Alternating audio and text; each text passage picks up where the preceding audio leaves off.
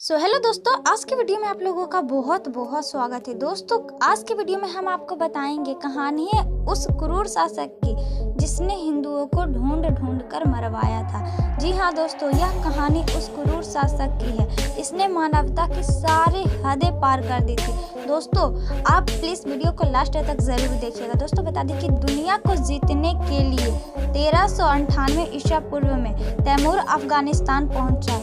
यह वो दौर था जब हिंदुस्तान की गिनती अमीर देशों में की जाती थी। तैमूर को लगता था कि हिंदुस्तान में हमला करने में सफलता मिलती है तो लूट में बहुत धन मिलेगा। दोस्तों, बता दें कि मुगलों का वंशज तैमूर खान जालिम आक्रमणकारी के नाम से जाना गया है। तैमूर के पूर्वज चंगेज खान ने यूरोप और एशिया पर राज किया था।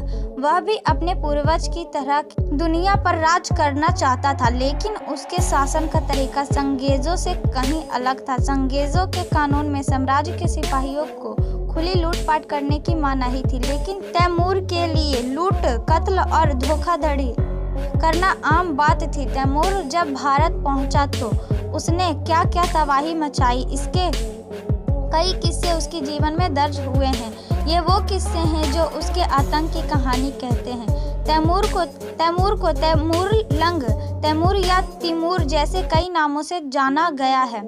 वो 14वीं शताब्दी का शासक था जिसने तैमूर राजवंश की स्थापना की थी, इसलिए हिंदुस्तान पर नजर गड़ाई गई थी। दोस्तों, बता दें कि दुनिया को जीतने के लिए 1398 ईसा पूर्व में तैमूर अफगानिस्तान पहुंचा। ये वो दौर था जब हिंदुस्तान की गिनती अमीर देशों में की जाती थी। तैमूर को लगता था कि हिंदुस्तान पर हमला करने में सफलता मिलती है तो लूट में बहुत धन मिलेगा। हमला किया जाए या नहीं, जब तैमूर ने अपने सिपाह सलारों से इसकी सलाह ली तो ज्यादातर ने मना कर दिया। दरअसल उस समय दिल्ली के बादशाह थे शाह नसीरुद्दीन महमूद। उनके पास हाथियों की एक बड़ी फौज थी। कहा जाता है कि उसकी सेना के सामने कोई नहीं टिक पाता था।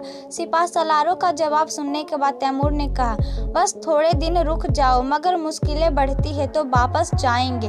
बता दें कि हिंदुओं के कत्ल ए आम का आदेश दिया। एक रिपोर्ट के अनुसार बता दें कि सिंधु नदी पार करके सेना हिंदुस्तान में घुस आई। भारत पहुंचते ही उसने दहशत फैलाना शुरू किया। उसने सभी हिंदुओं को मारने का आदेश दे दिया। रास्ते में उसने असवंदी नाम के गांव के पास पड़ाव डाला। यहां उसने लोगों पर दहशत फैलाने के लिए सभी को लूट लिया और सारे हिंदुओं को मार डालने का आदेश दिया। तुगलकपुर में यजादियों की आबादी रहती थी, जिन्हें आज पारसी कहा जाता है। ये आग की पूजा करते थे। तैमूर कहता था कि ये गलत धर्म को मानते हैं, इसलिए उनके घर को जला डाला और जो पकड़ में आए उनको मार डाला। बता दें कि यहाँ से अनाज और धन लूटकर उसकी सेना दिल्ली की तरफ रवाना हुई। रास्ते में लोनी किले के राजपूतों ने उसे रोकने की कोशिश तो की, लेकिन वो असफल रहे। तैमूर के पास करीब 1 लाख हिंदू बंदी थे। दिल्ली पहुंचने से पहले उसने उन सभी की हत्या करने का आदेश दे दिया। तैमूर ने यह भी आदेश दिया कि जो भी सिपाही इन्हें मारने में हिचकिचाएंगे उन्हें भी यही सजा दी जाएगी। बता दें कि दिल्ली जीतने के बाद ढूंढ कर हिंदुओं को मारा गया। पंजाब यूनिवर्सिटी के इतिहास के प्रोफेसर राजीव लोचन के मुताबिक तैमूर ने दिल्ली पर हमला किया, नसीरुद्दीन महमूद को हराया।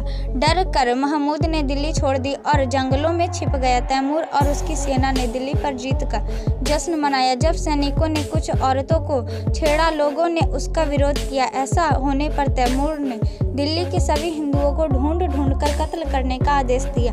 दिल्ली को जीतने के बाद वो उज्बेकिस्तान की तरफ बढ़ा। रास्ते में मेरठ के किलेदार इलियास को हराया और वहां भी करीब 30,000 हिंदुओं को मौत के घाट उतारा। ऐसा करने में उसे 3 माह वक्त लगा। इसमें से 15 दिन वे दिल्ली में बिताए थे। वैसे दोस्तों, आप कमेंट में जरूर बताइएगा क्या इस क्रूर शासक के बारे में आप क्या कहना चाहते हैं।